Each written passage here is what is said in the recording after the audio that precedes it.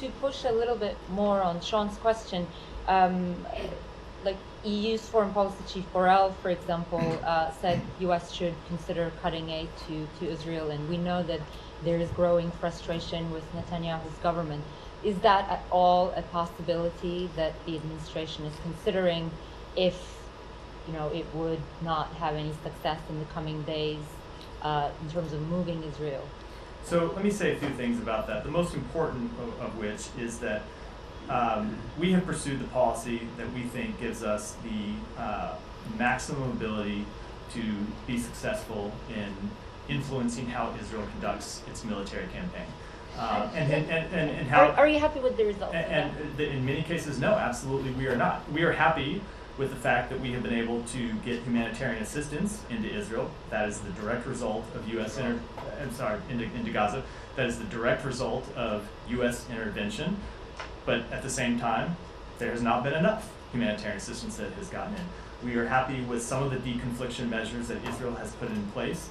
At our urging, at our specific urging, at the request of the Secretary and others in the administration, those deconfliction measures have not been as successful as we would like them to be.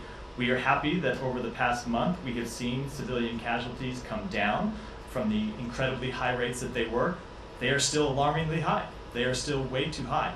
So in all of this, it's a process where we engage with the Israeli government, look to use every bit of expertise that we have to communicate to them the steps that we ought to take.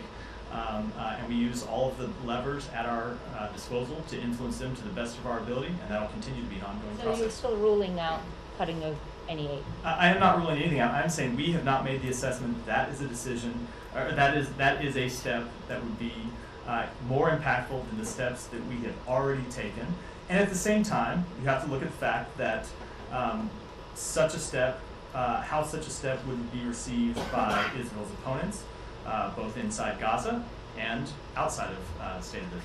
So what levers have you used? So we have used diplomatic levers. The Secretary that means the Secretary and the President and you and Kirby and whoever else standing up and saying, wagging your finger and saying that that's not really leverage. We have engaged with them on at a multitude of levels at this administration, and as you look at the list that we just went through with Humera, we have seen them take steps at our urging that have had real tangible impact, but they have not been enough. But what levers have you actually? I think that when the United States of America stands up and says something publicly, it matters. But you haven't.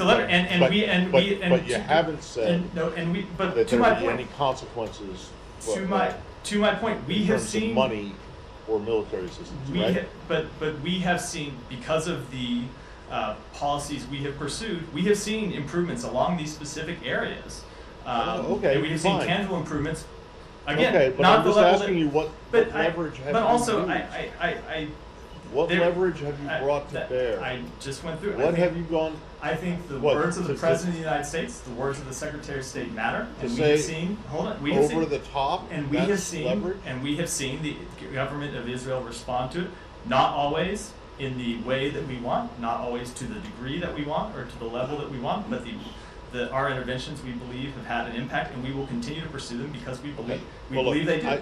I'm not trying to take a position on what you have done so far is adequate or inadequate, but you seem to be taking the position that what you have done so far is inadequate, because while you say you have seen some results from the quote-unquote pressure that you have applied, they're not enough, and that the situation is still not good and not and not acceptable to you.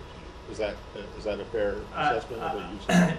I will say, I think that sometimes people pretend that the United States of America has a magic wand that it can wave to make any situation in the world roll out in exactly the way that we would want it to, and that is never the case. We use the tools that are available. We use the tools that are available to try to influence policy. They are imperfect, and there are ways in which we have been able to show tangible results and more that we want to do, and that is why we continue to stay engaged. But there are others who would say that you have a multitude of billions of things that you could use to. I'm aware. Yeah, exactly. So, and you haven't used those. As always, when we look at all of the tools in our at our disposal, we have to look at the upsides of using them, and we have to look at the downsides in making those determinations.